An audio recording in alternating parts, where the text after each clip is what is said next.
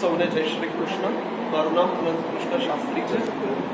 શ્રી ભાગવત વિદ્યાપીઠ સોલા એના આદ્ય સંસ્થાપક શ્રી કૃષ્ણશંકર શાસ્ત્રીજી એમાં હું પ્રપૌત્ર છું, એટલે કે ગ્રેટ ગ્રેન્ડસન. અહીંયા ભાગવત વિદ્યાપીઠનો 42મો પાટોત્સવ થવા જઈ રહ્યો છે. પાટોત્સવ એટલે કે અહીંયા જે શ્રી કૃષ્ણ ભગવાનની પ્રતિષ્ઠા થઈ અને 42 વર્ષ પૂરા થાય છે. આ દિવસે એમની પ્રતિષ્ઠા 42 વર્ષ પૂર્વે થઈ. તો પાટોત્સવ અંતર્ગત એમના સેવાના વિશેષ ક્રમ રહેશે, ભાગવત મહાપુરાણનું પારાયણ રહેશે, સમૂહ યજ્ઞોપવિત રહેશે, અને હું ખાસ યુવાનોને ધ્યાનમાં રાખીને 3 દિવસ વિજ્ઞાન, ધર્મ અને સાહિત્ય ઉપર પ્રવચન આપવાનું છે.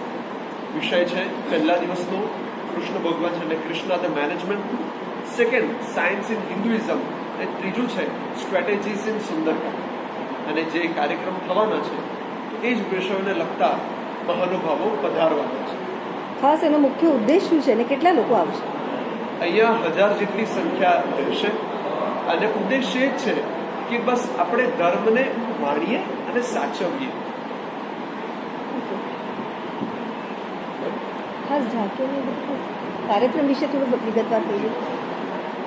તો જે કાર્યક્રમ થવા જઈ રહ્યો છે તો એમાં પ્રવચનની આપણે ચર્ચા કરી, સમૂહ યજ્ઞોપવિત સંસ્કાર પણ ચાલુ રહેશે. હવે આ સ્થાન શ્રીમદ ભાગવત મહાપુરાણને ડેડિકેટેડ છે, તો એને ધ્યાનમાં રાખીને 12 ભાગવતજીના પારાયણ અહીંયા 7 દિવસ દરમિયાન થશે સવારના સમયે. અને અહીંના જે મુખ્ય તિલકાયત આચાર્ય શ્રી છે, શ્રી તિલક બાબા શ્રી, અહીંયા પાટોત્સવના દિવસે પધારશે અને રાજભોગના સમયે શ્રી રસરાજ પ્રભુનું તિલકાર્ચન કરશે. અહીંયા સમૂહ યજ્ઞોપવિત પણ થશે. અને આ કાર્યક્રમની પૂર્ણાહુતિ 9 તારીખે રશિયાના કાર્યક્રમથી થશે. રશિયાનો કાર્યક્રમ કેવો રહેશે? રશિયાનો કાર્યક્રમ તો કહેવાય ને કે ઠાકોરજી છે, નામ જ રસરાજ છે, એટલે એમના માટે કે કહેવામાં આવ્યું છે કે રસોમય સહ, કે જે રસમય છે. અને ઉત્સવ પણ ફાગણ માસનો છે, એટલે એકદમ આનંદમય જ રહેશે, આનંદમય જ રહેશે. અને એમ લાગશે કે જાણે ગોપી ગીત આપણે પ્રત્યક્ષ જોઈ રહ્યા છીએ.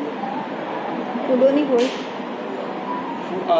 હોળી ધૂળેટી એ તો આખા જગતમાં ખૂબ પ્રસિદ્ધ છે તહેવારો.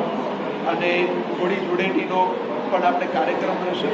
પ્રથમ આપણે હોલી પ્રદીપનનો કાર્યક્રમ સવારે કરીશું મુહૂર્ત અનુસાર.